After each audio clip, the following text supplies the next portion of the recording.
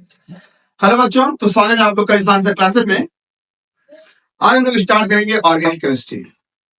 और organic chemistry में जो सबसे पहले हम लोग पढ़ेंगे वो जीओसी, जनरल ऑर्गेनिक केमिस्ट्री।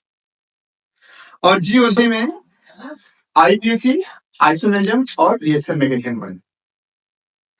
तो बगैर जीओसी के ना ऑर्गेनिक केमिस्ट्री का क्वेश्चन लगेगा नहीं। अगर कोई बंदा है उसको जीओसी नहीं आता, आईपीसी, आइसोमेरिज्म, रिएक्शन मैकेनिज्म नहीं आता और वो बोले कि ऑर्गेनिक का क्वेश्चन हम कर ले जाएंगे, तो वो इम्पॉसिबल, गलत बोला। क्योंकि बगैर आईपीसी, आइसोमेरिज्म, रिएक्शन मैकेनिज्म के आप रिएक्शन बना ही नहीं पाए।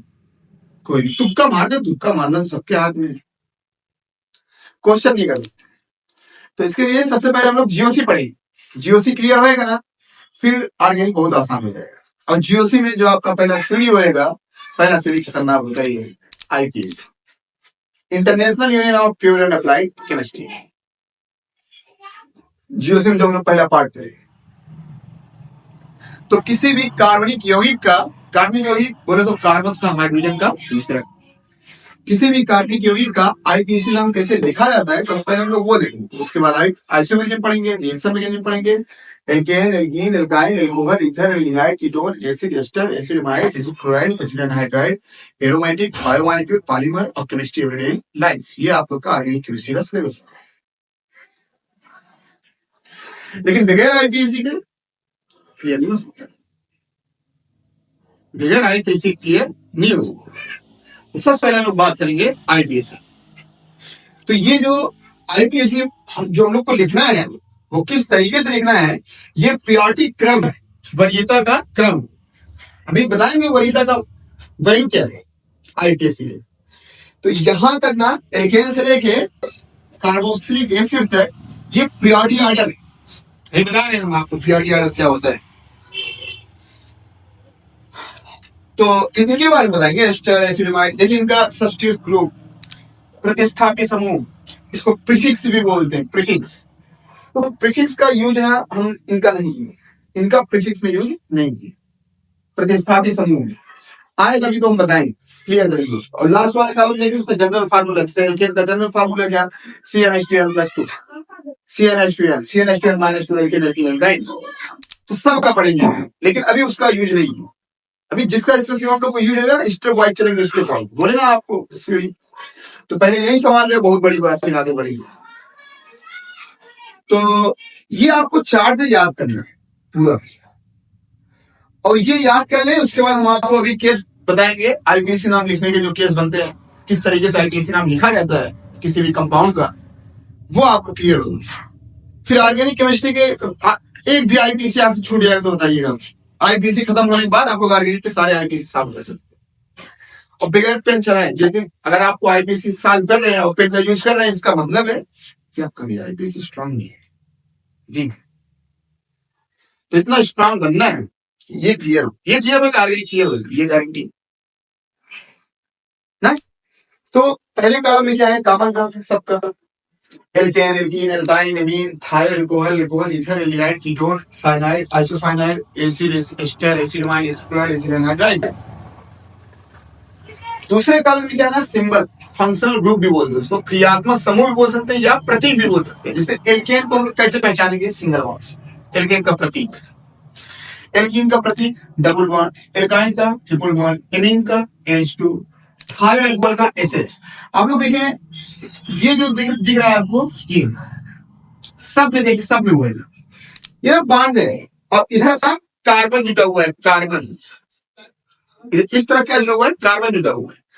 इसमें क्या है, इसमें दोनों तरफ कार्बन होगा। बस इसमें बताएं, इसमें कितने तरफ कार्बन होंगे, सिर्फ इस तरफ। इसमें कितने तरफ कार्बन होंगे, दोनों तरफ। इसमें भी दोनों तरफ कार्बन होंगे ना।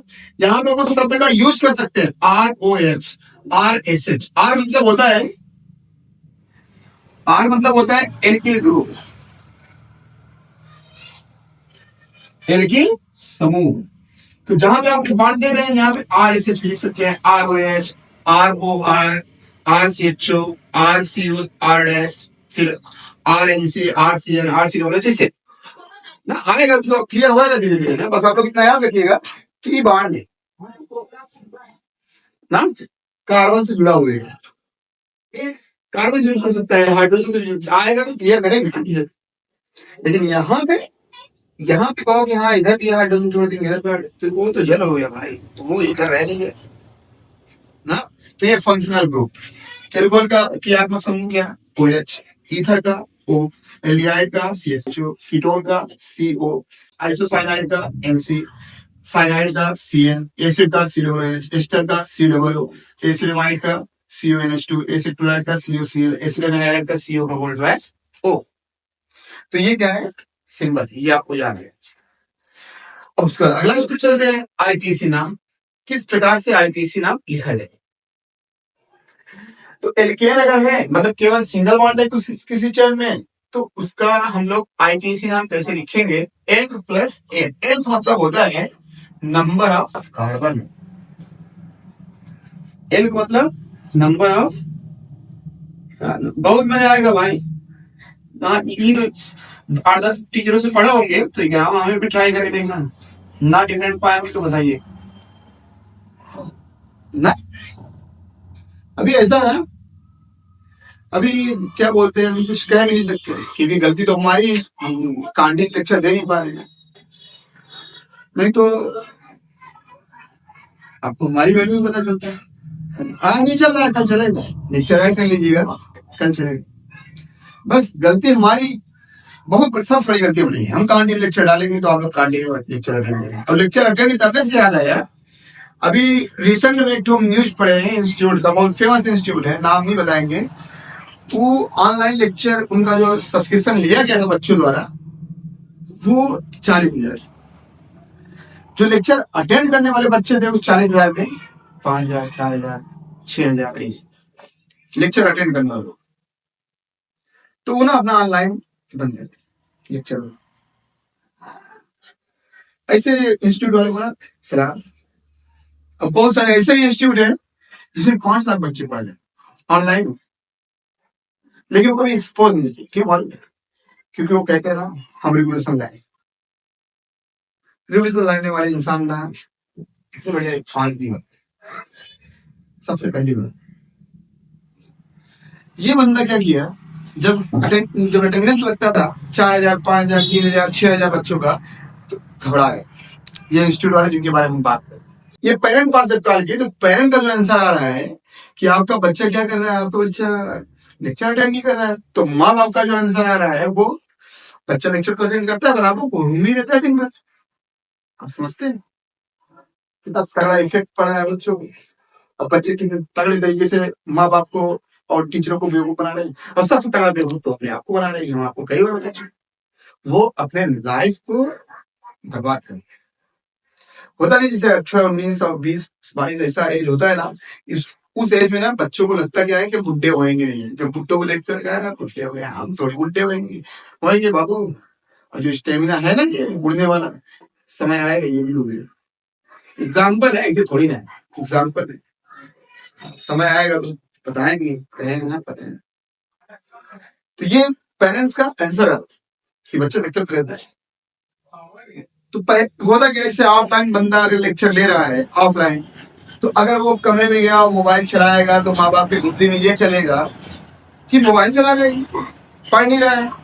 और यहाँ तो सिस्टम होगा ही, मोबाइल में तो ऑनलाइन लेक्चर हो पाता है, तो बच्चे तो करना क्या है, हाँ बेटा क्या करो, मामा बस वो लेक्चर अटेंड कर। पबजी चल रहा है, पबजी लगा, फ्री फायर, कितने तो जुआड़ी बैठे हैं, जुआ खेल रहे हैं। माँ बाप को धोखा नहीं दे रहे, वो अपने आप को धोखा दे। माँ बाप को सोच रहे हैं उनकी लाइफ बन जाए। अब यहाँ तक रुका नहीं बंदा, वो जो इंस्टीट्यूट वाला था, वो अदर इंस्टीट्यूट का सर्वे किया, खिलाफ अदर इंस्टीट्यूट का सर्वे किया। तो अदर इंस्टीट्यूट भाई बताया, अभी 5 लाख बच्चे पढ़ते हैं, ऑनलाइन लेक्चर लेते हैं, 5 लाख फीस तो पूछो। रेवोल्यूशन लाने को बोलते हैं, और टीचरों के लिए एकदम टीचरों को बर्बाद करके रखी है। रेवोल्यूशन लाके, रेवोल्यूशन 5 लाख लड़के जहां पे ऑनलाइन सब्सक्रिप्शन लिए हुए हैं, जब वहां पे उन्होंने अपना सर्वे किया, तो उनको पता चला कि जो रेशियो हमारे यहाँ 40,000 में लेक्चर अटेंड हो रहा है, वही रेशियो 5 लाख में भी। मतलब 50,000 60,000 ऐसे लेक्चर अटेंड करो। सोचिए सोचिए बच्चे कर क्या रहे हैं, और वही हम कह रहे हैं कि भैया लेक्चर में तो यार भैया लोग बोल दो जो नीट और IIT के हल्के में हवा में लेके रखे हुए सबसे पहले तो ये गलती ना करो, या फिर मत करो ना, प्रिपरेशन ही ना करो। क्यों धोखे में रखे अपने आप को कि हम डॉक्टर का टैग लगवाएंगे या IITian बनेंगे? क्यों टैग लेके टैग? औकात में मत करो। और अगर कर रहे हो तो जान रहे हो। बहुत बहुत तकलीफ होता है यार ये सब सुनते हैं ना, बहुत तकलीफ कि वो क्या यार, हमारे टाइम पे मोबाइल नहीं था। कड़वा बात बता रहे हैं, हमारे टाइम पे मोबाइल नहीं था। उस टाइम पे अपनी लाइफ को फ्यूल करेंगे बर्बाद करके खेलने कूदने, हमें इतना तकलीफ हो रहा है।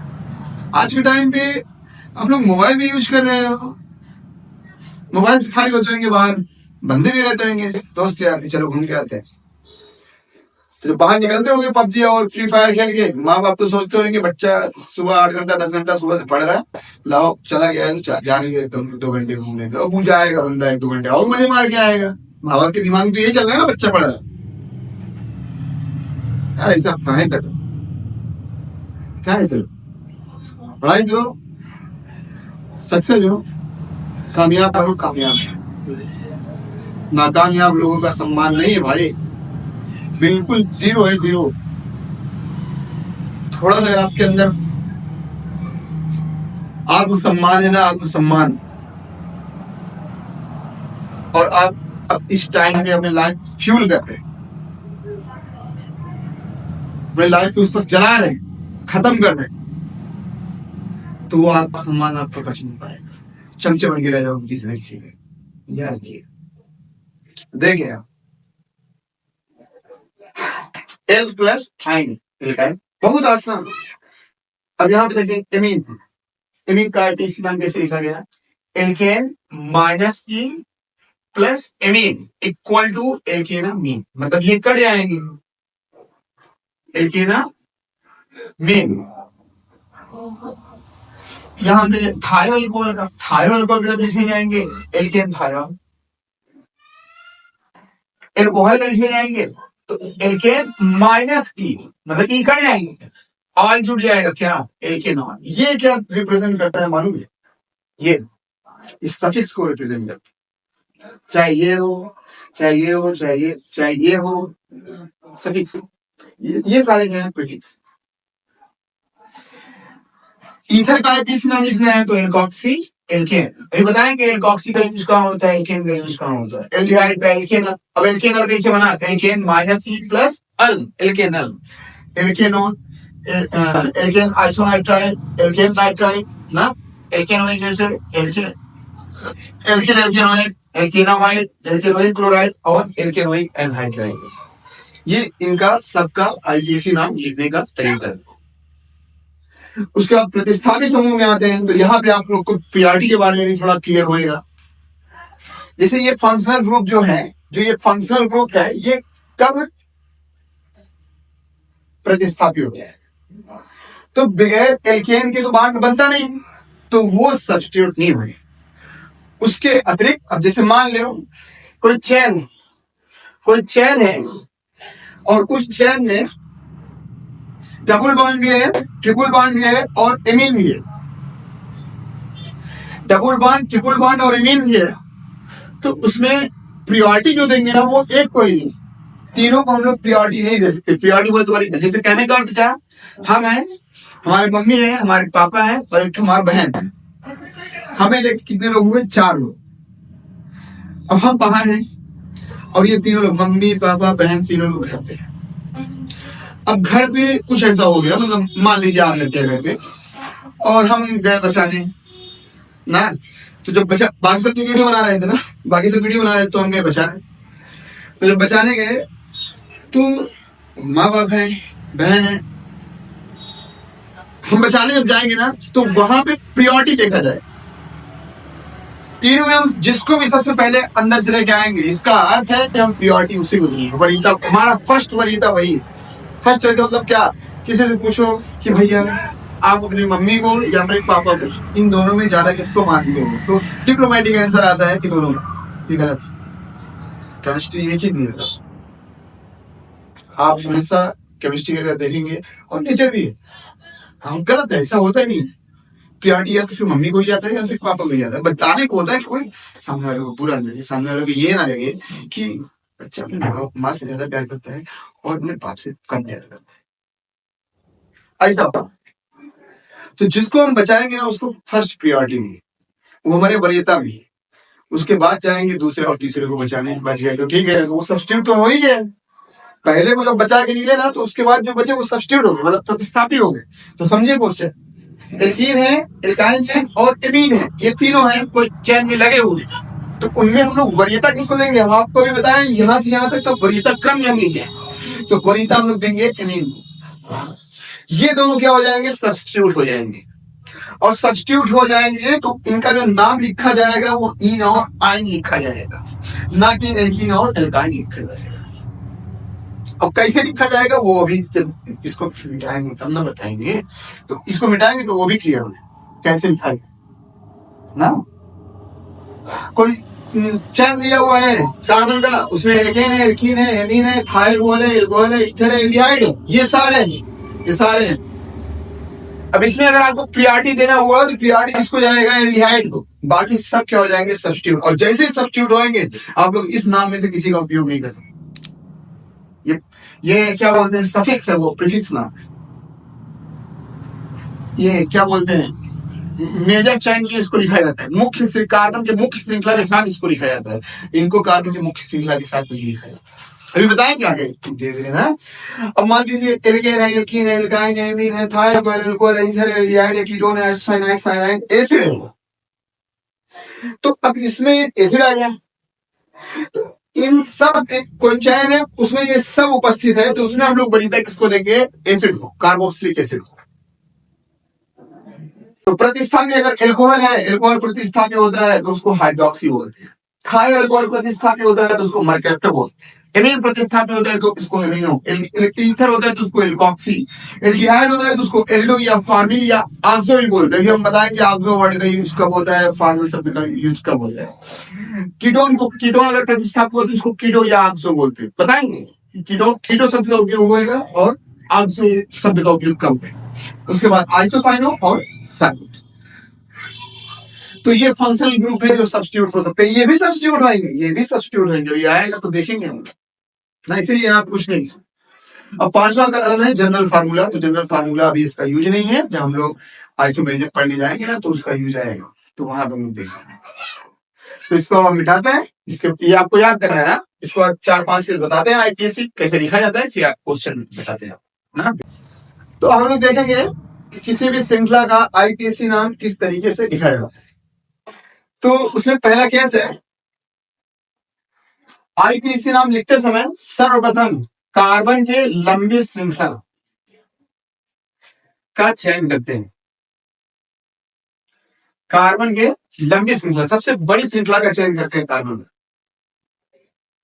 दूसरा केस क्या, यदि किसी श्रृंखला में केवल प्रतिस्थापी समूह लगाओ। बहुत इंपॉर्टेंट है, याद रखिए, फिर तो क्वेश्चन आसान हो जाएंगे, फिर तो पूछे मत, हवा में आएंगे आप लोग। यदि किसी श्रृंखला में केवल प्रतिस्थापी समूह लगाओ, तो अभी हम लोग जो पढ़े हैं यहाँ पे सब्स्टिट्यूट ग्रुप चार्ट जो आप लोग बनाए हैं, वहां पे क्या सिर्फ डबल बॉन्ड रहेगा वो सब्स्टिट्यूट थोड़ी ना हो जाएगा। उसमें से कोई भी अकेले रहेगा वो सब्स्टिट्यूट नहीं होगा जब तक उसके साथ कोई अन्य फंक्शनल ग्रुप ना लगे। सब्स्टिट्यूट का अर्थ क्या है? जैसे हेलो, फ्लोरो, क्लोरो, ब्रोमो, आइडो, ये सब हमेशा सब्स्टिट्यूट है। नाइट्रो ना, और क्या बोलते हैं नाइट्रोसो, ये सब हमेशा सब्स्टिट्यूट है। तो अगर किसी श्रृंखला में केवल प्रतिस्थापी समूह लगा हो तो अंकन उधर से करेंगे। अंकन बोले तो गिनती, काउंटिंग कार्बन की अभी आएगा, उधर से करेंगे जिधर से प्रतिस्थापी समूह पहले पर। अगला केस क्या, आप लोग लिख लीजिएगा हिंदी में।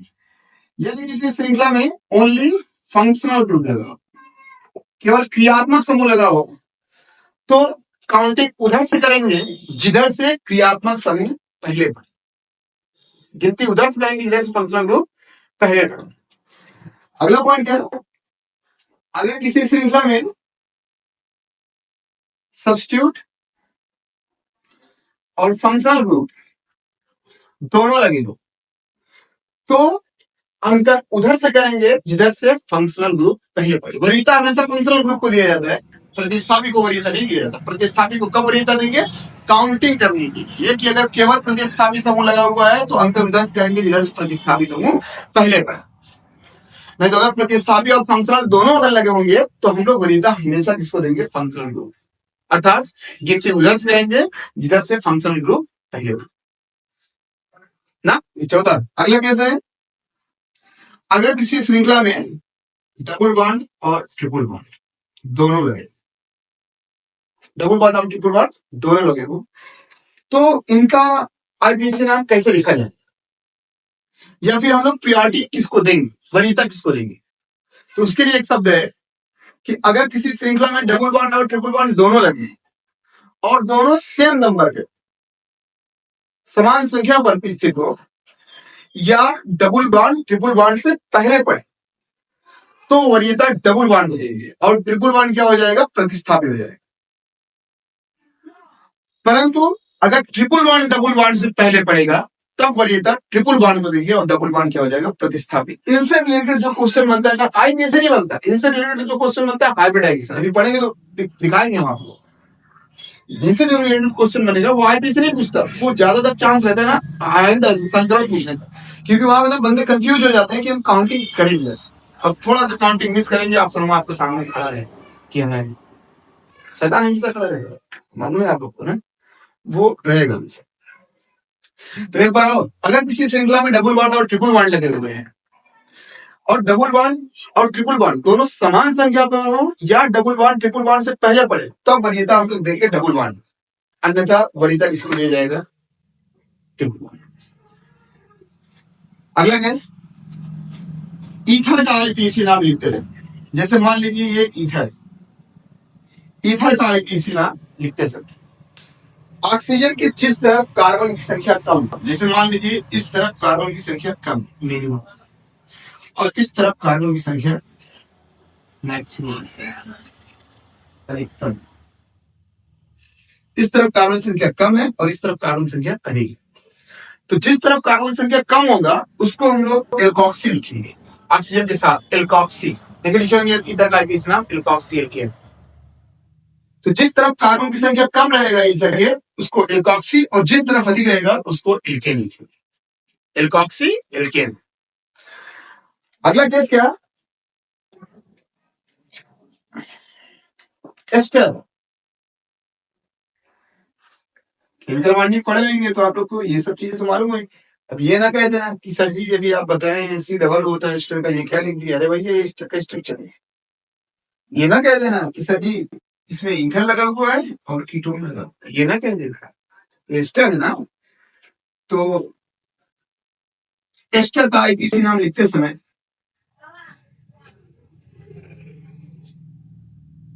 एस्टर समूह के ऑक्सीजन से जो कार्बन ले जाएगा, मतलब इससे जो कार्बन इससे, एस्टर का आईपीसी नाम लिखते समय एस्टर समूह के ऑक्सीजन से जो कार्बन लगा रहेगा उसको लिखते हैं एल्कीन, और जो कार्बन एस्टर समूह के कार्बन से लगा रहेगा, मतलब इस तरफ जो कार्बन लगा रहेगा उसको लिखेंगे एल्केन। आप देखें लिखेंगे एल्कीन एल्केन है आईपीसी नाम एस्टर। तो ये अगला केस, इसमें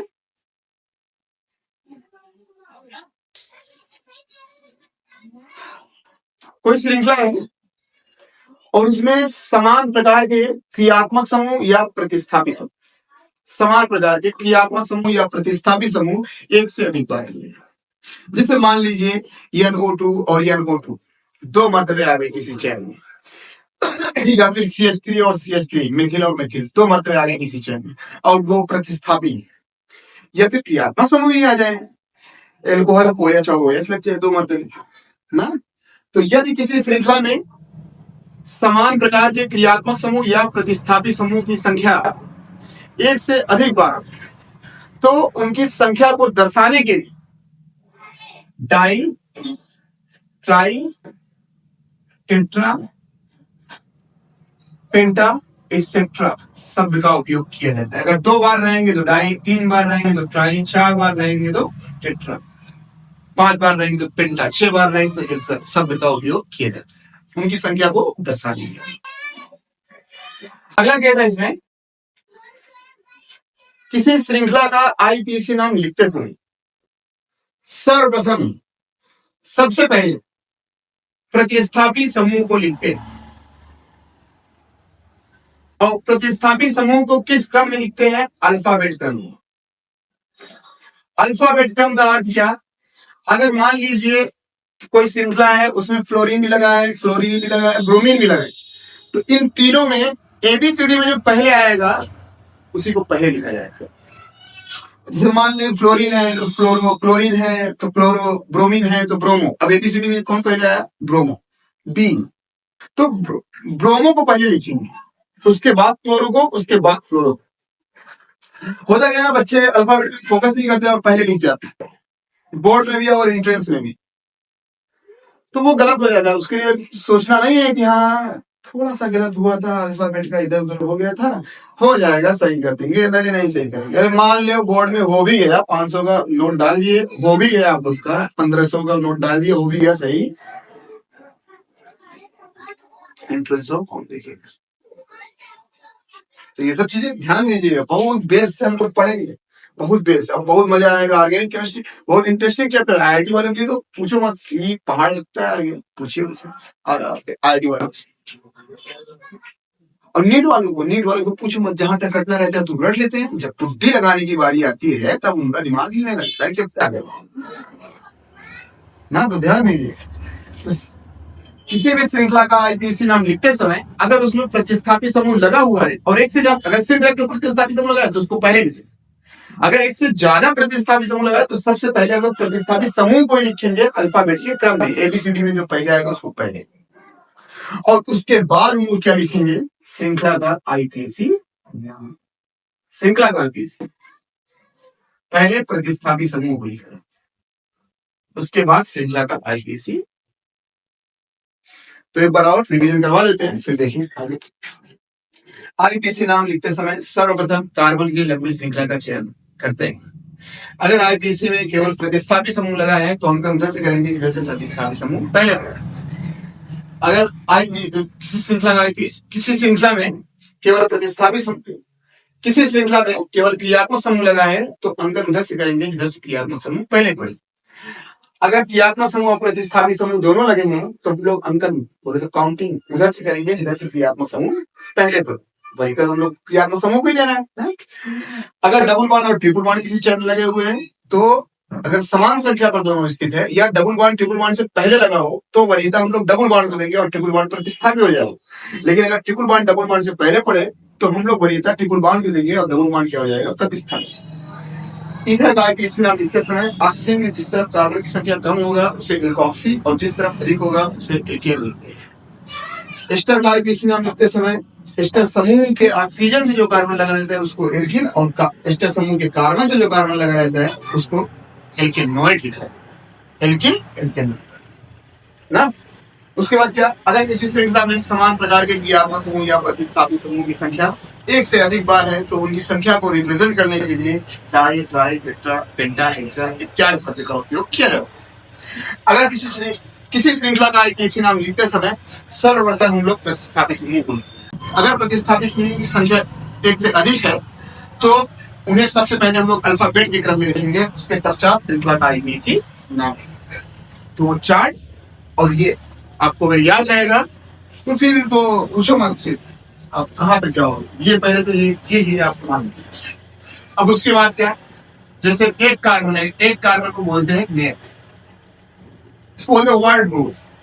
2 कार्बन है तो उसको बोलते हैं एक, जो काउंटिंग में है एल शब्द से उपयोग किया जाता है। ये एल, इसको क्या बोल सकते हैं हम लोग? एल। अगर एक कार्बन है तो इसको क्या बोलेंगे? मेथ। एल था, एल मतलब कार्बन निर्धारित नहीं था, लेकिन मेथ लिखिए तो कार्बन निर्धारित हो गया। कार्बन संख्या कितना?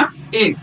2 है तो 1, 3 कार्बन है, 6 3 कार्बन का बना तो 4, 4 but, 5 pent, 6 hex, 7 hept, 8 oct, 9 non, 10 का बने तो उसको बोलेंगे टेक।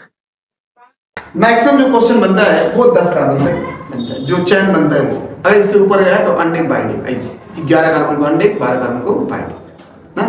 तो आईपीएससी में आज के लिए बस इतना ही। ये इंट्रोडक्शन है, ये याद होगा। क्वेश्चन अगले लेक्चर से हम आपको बताएंगे। आप लोग चैनल को शेयर एंड सब्सक्राइब करें।